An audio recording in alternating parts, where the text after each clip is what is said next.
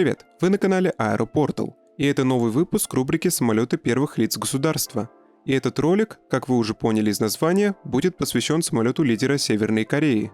Но перед тем, как мы начнем, не забудьте подписаться на нашу группу ВК. Там выходят новости гражданской авиации, интересные статьи и анонсы новых рубрик на канале. Ссылку вы найдете в описании. А теперь пристегните ремни безопасности, мы взлетаем.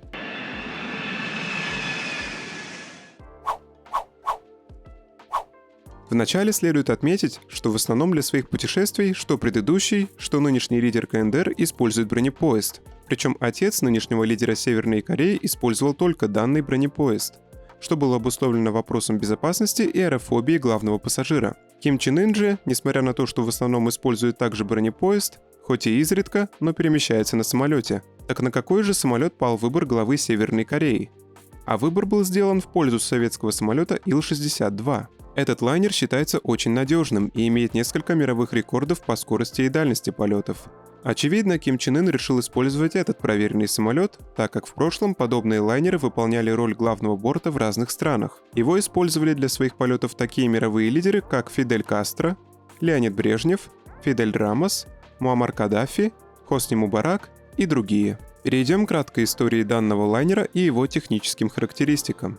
Ил-62 – первый советский реактивный межконтинентальный пассажирский самолет, который был разработан в 1960 году для замены Ту-114. Он совершил свой первый полет в 1963 году и начал использоваться для пассажирских перевозок с 1967 года. За период с 1966 по 1995 год было выпущено 289 самолетов данного типа, треть из которых была экспортирована в социалистические страны. В настоящее время в России нет коммерчески эксплуатируемых самолетов Ил-62.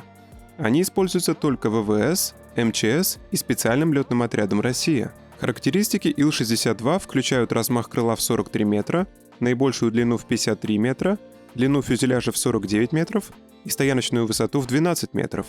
Максимальный взлетный вес составляет 161 тонну, максимальная дальность полета 10 тысяч километров, практический потолок 12 километров, крейсерская скорость 850 км в час, а пассажировместимость 186 человек. Более подробную историю Ил-62 вы можете найти в нашей группе ВК по ссылке в описании. Теперь переходим к самолету лидера Северной Кореи. Официально личный самолет Ким Чен Ына получил название Чхаме-1, что означает «Ястреб-1», так как ястреб является символом Северной Кореи. Однако за пределами государства, куда Ким Чен Ын изредка, но продолжает путешествовать, его самолет часто называют Борт Чен Ын-1. Следует отметить, что до использования Ил-62 некоторое время были использованы лайнеры местной авиакомпании Кори Хангон северокорейским лидером для его деловых перелетов. А теперь посмотрим, как выглядит лайнер лидера КНДР со внешней стороны. На борту лайнера номер 1 Северной Кореи крупными буквами на корейском языке нанесена надпись, которая гласит «Корейская Народно-Демократическая Республика». Рядом с надписью изображен флаг КНДР. На хвосте выполнено изображение в виде большого круга, в котором изображена красная звезда, которая является аналогичной той звезде, что изображена на государственном флаге. Теперь переходим к самому интересному – внутренней начинке данного самолета. Салон, находящегося в настоящее время в эксплуатации самолета номер 1 КНДР, имеет богатую внутреннюю отделку из красного дерева. Внутри салона установлены массивные кресла из натуральной кожи в классическом стиле, а на подголовниках этих кресел вышиты государственные гербы Северной Кореи. На борту самолета размещены различные зоны в салоне, включая стол для проведения переговоров, небольшую зону для расширенных совещаний и несколько кабинетов, предназначенных для использования Ким Чен Ыном на разных сторонах самолета. Это было сделано с целью обеспечить главе государства комфортные условия работы, позволяющие ему выбирать наиболее удобные условия в зависимости от положения Солнца и желаемого видимого из иллюминатора пейзажа.